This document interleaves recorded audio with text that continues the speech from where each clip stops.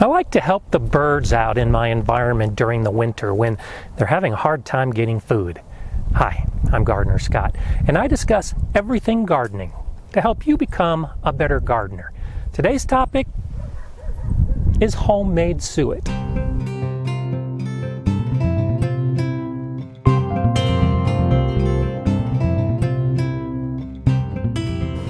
Today, I'll be making my own homemade suet using ingredients that I already have around the kitchen and that you might have around your kitchen too. It's just a basic lard, a cornmeal, some chunky peanut butter, and whole wheat flour. And to these ingredients, I'll be adding just a generic wild bird seed. The specific ingredients and the quality of the ingredients are completely up to you. I'm using store-bought ingredients because it's easy for me. Instead of this lard, you can render your own fat, and that'll save you some money. The birds just see it as a great source of calories. The peanut butter, I'm using this particular nut, but you could use any type of nut butter as a replacement. This whole wheat flour, same idea. The cornmeal and the flour are two alternatives, but you can use any other type of ground grain in this recipe. I'll begin with a cup and a half of the lard. It doesn't need to be exact, just close. And then I'll put it into my saucepan because we're going to melt the lard and the peanut butter, make it easier to mix with the dry ingredients.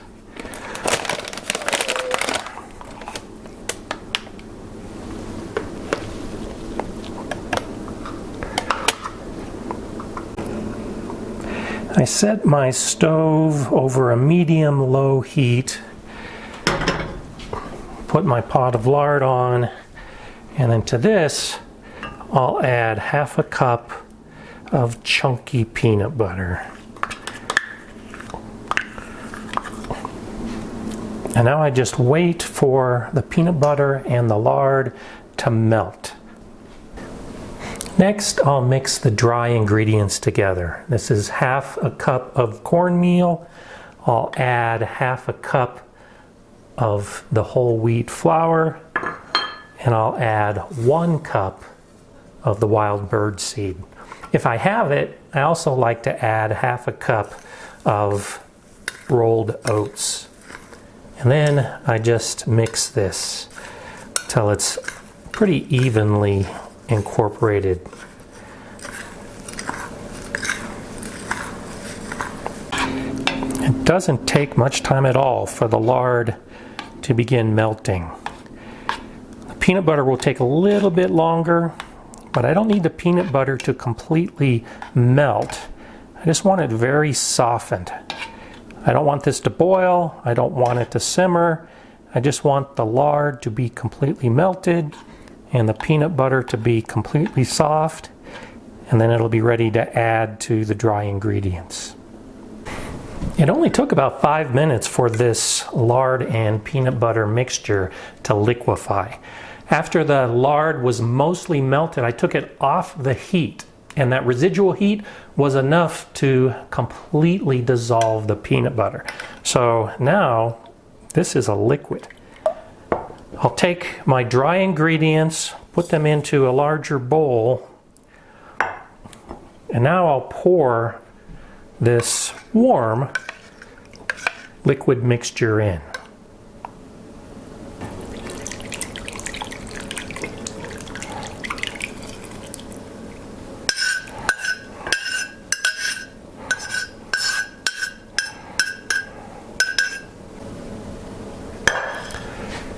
And now I just mix everything together.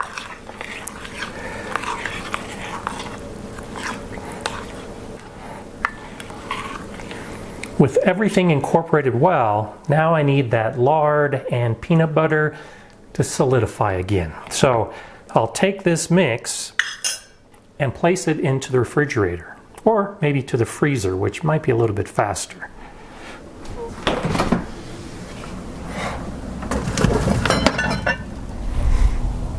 So why am I going to all this trouble to make suet for the birds? Well, it's winter in my garden. I've got snow on the ground, there's more snow coming, and I'm certainly not getting outside to garden. That also means the birds are having a hard time finding the seeds and the insects and the food that they need to survive. And I want birds in my garden, particularly in the spring when they're making their nests and raising their young. They're voracious eaters of insects. A lot of those harmful insects that are starting to eat my young plants in the spring, the birds take care of them. So I want to take care of the birds. And the suet, with its rich fat base, really helps provide beneficial energy to the birds during the winter. With the addition of all those other ingredients, the nuts and the seeds, my birds can probably have the nutrition, the energy, and the food they need to make it through these coldest of times. So when the snow is gone and the plants begin to grow, the birds are there to eat the insects. And with the snow gone and all those weed seeds revealed, the birds are there to eat those seeds. So I like birds. I like them in my garden, and I'm willing to go to the effort to keep them in my garden. I'm forming the suet into blocks that I can put into this suet basket. And this is what I'll be hanging outside for the birds. The suet has had plenty of time to set up, and I actually went in and poked a finger just to make sure it was hardened. So it's time to take it out. And I'll just scoop some of it onto this piece of foil. You can use plastic, you can use wax paper. It does get a little messy, and so something to protect your kitchen is a good idea.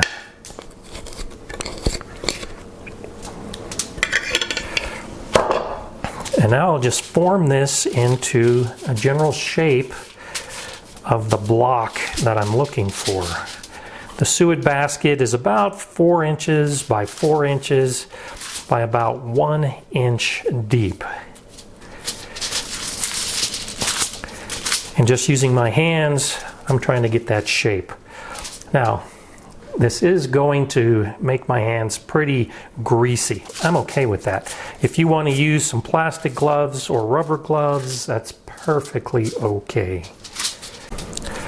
I'll just form this suet into the general shape that I'm looking for. And I can put the suet holder in place just to make sure that I'm close to size. And this has softened as I formed it.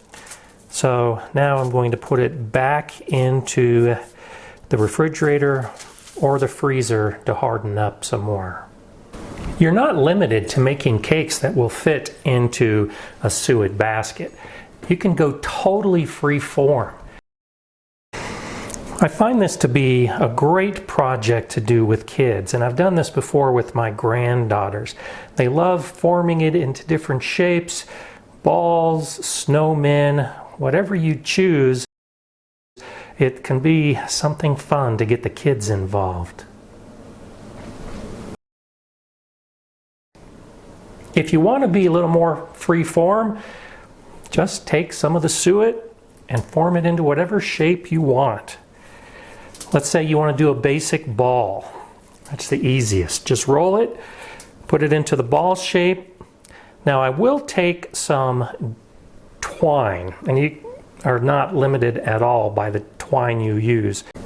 Now, I find it works best if you tie a little knot into the twine to form a loop, and then you just form the ball or the snowman or whatever it is you're making around that twine.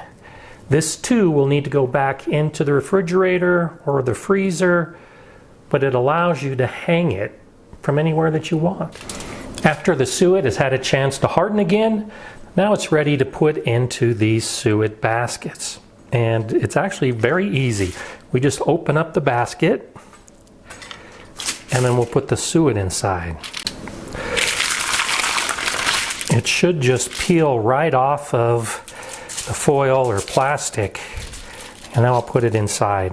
If it's a little bit too big, that's no problem at all. It might flake off around the sides, but this looks ready to go. And so now this is ready to take outside, hang it up, and feed it to the birds. I found a nice branch to hang the suet feeder on in my backyard, and now it's ready for the birds. Squirrels might also find it. I don't have a squirrel problem, so I'm not that worried, but if you do have squirrels, you might not want to hang it from an area that the squirrels can get to. Maybe choose an out-of-the-way location or a pole with a hook with a squirrel guard on it. That'll help keep the suet just for the birds. And I really don't know what kind of birds are going to find it. In this new house, in this new garden, I've seen a few species, but I don't know all the birds I have. So this is a bit of an experiment for me to see who discovers it. And I'll be ready to modify the recipe depending on the birds that use it, because it's a generic recipe at this point, very general and broad. Specific birds do prefer different specific foods. So I might want to add raisins or fruit or different nuts or mealworms depending on the type of bird. And you can do the same thing. If you know the types of birds you have, modify your recipe to benefit your birds. If you have any questions, please let me know in the comments below. If you want to see more gardening videos, then subscribe to the GardenerScott channel and be sure to click on the bell. If you like this video, you can give me a thumbs up and share it. I'm GardenerScott. Enjoy gardening.